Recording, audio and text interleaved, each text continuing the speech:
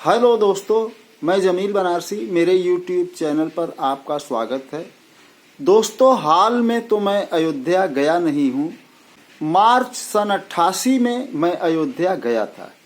राम मंदिर कितना बना है और कितना बनना अभी बाकी है, मैं ये ठीक से बता नहीं सकता, मगर खबरों के मुताबिक अभी 40% मंदिर बनकर तैयार हुआ है।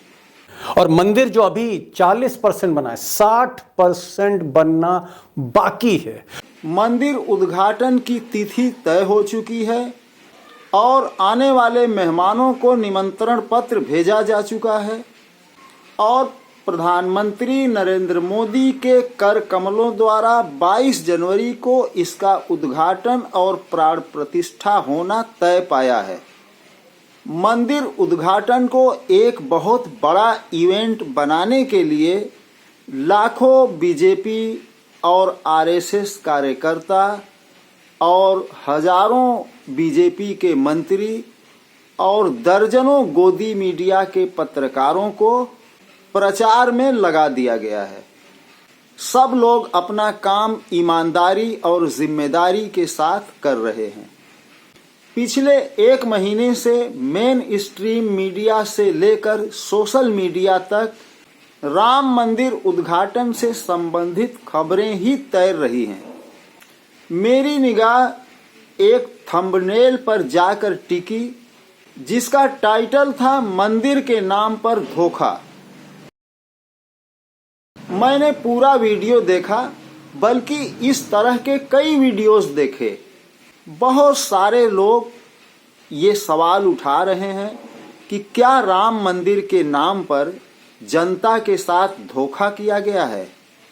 लोगों ने जो तर्क दिए हैं या तथ्य पेश किए हैं, उन्हीं में इस सवाल का जवाब भी दिया है। मैं इस वीडियो में अपने दर्शकों के लिए कुछ वीडियोस की कुछ झलकियां लेकर आया हूं। आप इसे पूरा देखें, तब पूरी बात अच्छी तरह से आपको भी समझ में आ जाएगी। दीपक भाई, यदि ये मैं कहूं तो अतिशयोक्ति नहीं होगी। ना राम से कोई आस्था है, ना प्रेम है, ना धर्म से कोई लेना देना है।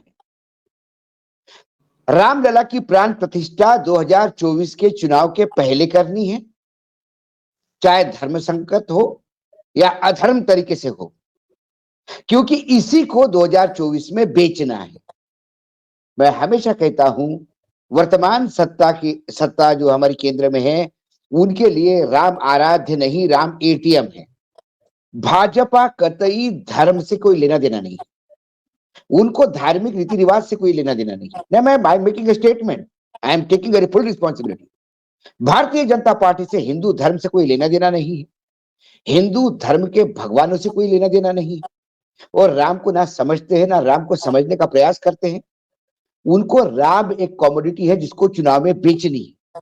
आप ये नहीं समझ रहे हैं कि राम मंदिर पूर्ण हो जाएगा दिसंबर में, उसके पहले 2024 के चुनाव है। सबसे बड़ी चीज, इसको आप 3 भागों में बांट सकते हैं। एक तो इस तरह से समझाया जा रहा है राम मंदिर के मसले को कि बीजेपी जो है वो भगवान राम को मानती नहीं है, वो उनका चुनावी इस्तेमाल कर रही है, और बीजेपी के लिए भगवान राम सिर्फ और सिर्फ वोट बटोरने का जरिया है। भगवान के प्रति इनके मन में सम्मान नहीं है और इज्जत नहीं है, पहली चीज। दूसरा, कांग्रेस पार्टी भी भगवान राम की विरोधी नहीं है। कांग्रेस पार्टी भगवान राम की तरफ खड़ी हुई है, और कांग्रेस पार्टी होती तो ज्यादा बेहतर तरीके से ये मंदिर बनाती। तीसरा ये है कि इस राम मंदिर को लेकर घोटाला हुआ है और जनता को बेवकूफ बनाया गया है। इन तीनों चीजों में अगर आप जाएं तो सबसे पहले आपको ये दिखेगा, जो सोशल मीडिया पे चल रहा है वो है शंकराचार्यों वाला। चारों शंकराचार्यों ने वहां जाने से मना कर दिया है। इन सारी चीजों के साथ साथ शंकराचार्य स्वरूपानंद सरस्वती का एक बयान निकाला है, और वो शंकराचार्य बार बार कह रहे हैं कि मोदी जी ये जो मंदिर बना रहे हैं, ये मंदिर भगवान का मंदिर नहीं बन रहा है जैसे दूसरे मंदिर होते हैं, वो स्मारक बना रहे हैं, जैसे अक्षरधाम होता है, इस्कॉन होता है। और वो अपने आप को अमर बनाने की कोशिश कर रहे हैं, राजनीति कर रहे हैं। इसका कोई लेना देना इससे नहीं है। राम जन्मभूमि तीर्थ के नाम पर मोदी एक स्मारक ही बनाएगा, क्योंकि मोहन भागवत ने कहा था कि हम उनको एक महापुरुष मानते हैं और महापुरुष का स्मारक बनता है, मंदिर नहीं बनता है। तो मंदिर का अगर ये नाम देते हैं तो उसमें अक्षरधाम या इस्कॉन जैसे मंदिर की बात करेंगे, जैसे कि हमारे सनातन धर्म के मंदिर होते हैं, वैसा मंदिर ये लोग बनाने वाले नहीं हैं। ये धोखा हमारे लोगों के साथ हो रहा है और इसमें सरकारी कर्मचारी सम्मिलित हैं। इसलिए लगता है कि धर्मनिरपेक्ष सरकार मंदिर बना ही नहीं सकती, ये संविधान के विपरीत है। इसलिए ये स्मारक ही बनाएंगे, नाम चाहे जो भी दें। और इन सबके बीच में जो सबसे बड़ा सवाल जो अभी उठ रहा है, और ये मेरे भी दिमाग में है, मैंने सैटेलाइट इमेज चेक की है। जिस बाबरी मस्जिद के लिए आप कह रहे हो कि हमने 500 साल लड़ाई लड़ी है और उस बाबरी मस्जिद की जगह मंदिर बनाने के लिए हमने लंबा युद्ध लड़ा, 500 साल पहले बाबर ने तोड़ दी थी, कुर्बानियाँ दी गई, ये तो सभी कह रहे हैं, जितने भी हैं, शंकराचार्य भी, गैर शंकराचार्य भी। उसको मस्जिद को आपको क्यों तोड़ना था? आपको इसलिए तोड़ना था क्योंकि उस जगह को, वो बिंदु, वो घर, आप ऐसा मानते हैं कि भगवान राम का जन्म यहीं पे हुआ था, यही जगह है। तो भैया आज अगर आप दर्शन करने जाओगे राम जी के, तो उसी जगह पर तो जाओगे। अब अगर आप उसी जगह दर्शन करने जा रहे हो तो आपको पता चलता है कि नहीं साहब, मंदिर तो यहाँ नहीं बन रहा, मंदिर तो आगे बन रहा है। बोले कहाँ? बोले 500 मीटर दूर, आधा किलोमीटर दूर है। बोले हाँ, राम मंदिर वहाँ नहीं बन रहा है जहाँ पे आपने बाबरी मस्जिद गिराई थी, जहाँ पे एक टेम्परेरी आपने मूर्ति रख दी थी किसी के घर से लाके। असली मूर्ति तो भगवान राम की जो थी अंदर रखी हुई पुरानी मूर्ति, वो भी रखी गई थी मस्जिद के अंदर, लेकिन वो मूर्ति कहीं दब गई है मलबे में, उसको निकाले ही नहीं गया अभी तक। ये राम सेवकों को भगवान राम अभी तक मिट्टी में दबे हुए हैं, अंदर दफन है, उनको निकालने की फुर्सत नहीं मिली है। बहुत वोट चाहिए राम के नाम पे, फुर्सत नहीं मिली है। दूसरी मूर्ति आपने जो ऊपर रखी थी, उस मलबे के ऊपर टेंट लगाकर अस्थाई मंदिर बनाया था, वो मूर्ति और वो अस्थाई मंदिर भी वहीं छोड़ दिया गया है।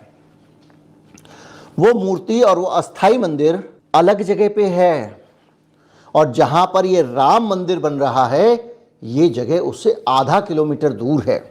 उस दिन के लिए जो आयोजन का एक अभी हिसाब किताब बताया गया है कि उस मंदिर से एक मूर्ति उठाकर आधे घंटे तक, आधा किलोमीटर दूर मोदी जी मूर्ति हाथ में लेकर चलेंगे और उसका पूरे देश में सीधा प्रसारण होगा।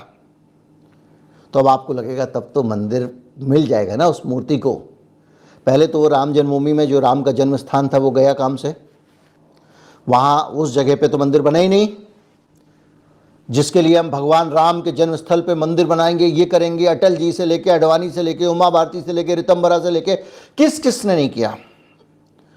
तो गड़िया, अशोक सिंघल, उस जगह पे तो मंदिर बनाया नहीं आप। और जो भव्य मंदिर बन रहा है, उस मंदिर के अंदर वो मूर्ति क्यों रखी जाएगी? वहां तो वो मूर्ति रखी जाएगी जो सदी के महापुरुष मोदी जी चुन रहे हैं, वो मूर्ति रखी जाएगी जो मोदी जी ने बनवाई है। तभी तो सैकड़ों हजारों साल तक जब लोग तीर्थ यात्रा पर जाएंगे अयोध्या, तो कहेंगे कि देखिए ये वो मूर्ति है जो मोदी जी ने बनवाई थी। अब उस मूर्ति का जो डिजाइन अभी तक सामने आया है और जो कहा जा रहा है, वो अपने आप में अजीब व गरीब है। उसमें लक्ष्मण कहीं और देख रहे हैं, राम कहीं और देख रहे हैं, वो उस पर अलग विवाद है। खैर, तो वो जो 500 मीटर दूर मंदिर उस जन्मभूमि से जिसके लिए लड़े, अरे भाई तो बाबरी मस्जिद छोड़ देते, 500 मीटर दूर तो मस्जिद कभी का, मंदिर कभी का बन जाता, किसी के युग में बन जाता। इतना मुकदमा लड़ने, संघर्ष करने, सुप्रीम कोर्ट जाने की आवश्यकता क्या थी? अब इसमें एक और मसला है, और वो मसला ये है कि इस मंदिर को बनाने के लिए जो ज़मीन चुनी गई है, उस ज़मीन को लेकर भी बड़ा घोटाला होने के आरोप लगे हैं। 4 आरोप लगे हैं बड़े बड़े। उस घोटाले को दबा दिया गया, मीडिया को बताना नहीं है। आप भी कितना याद रखोगे, सोशल मीडिया पे आया चला गया, कुछ अखबारों में छपा। जिस जमीन की रजिस्ट्री 2 करोड़ रुपए में होती है, ये जमीन राम जन्मभूमि में पाप की जमीन, जिसमें चोरी भ्रष्टाचार के आरोप हैं, वो इस्तेमाल की जा रही है राम मंदिर में। अब वो जन्मभूमि पे विवाद हमेशा रहेगा। इसमें 2 करोड़ रुपए की एक जमीन खरीदी जाती है, उसकी रजिस्ट्री होती है। 10 मिनट बाद उसी जमीन की 18.5 करोड़ रुपए की रजिस्ट्री होती है। यानी एक आदमी से जमीन 2 करोड़ में खरीदी जाती है और हाल की हाल 18.5 करोड़ में वो जमीन ये राम जन्मभूमि ट्रस्ट के चंपत राय जी एंड कंपनी खरीद लेते हैं। अभी रजिस्ट्री हो रही 2 करोड़ की और थोड़ी देर बाद एक उसका एग्रीमेंट हो जाता 1850 करोड़ में मैंने जमीन ली। दोस्तों, अगर ये वीडियो आपको पसंद नहीं आया हो तब तो इसके लिए मैं माफ़ी चाहूँगा, मगर वीडियो पसंद आया हो तो आपसे निवेदन है कि लाइक ज़रूर करिएगा। आपके लाइक से मुझे कल वाले वीडियो के लिए प्रेरणा मिलेगी। मिलता हूँ अगले वीडियो में एक नए विषय के साथ। जय हिंद, जय भारत।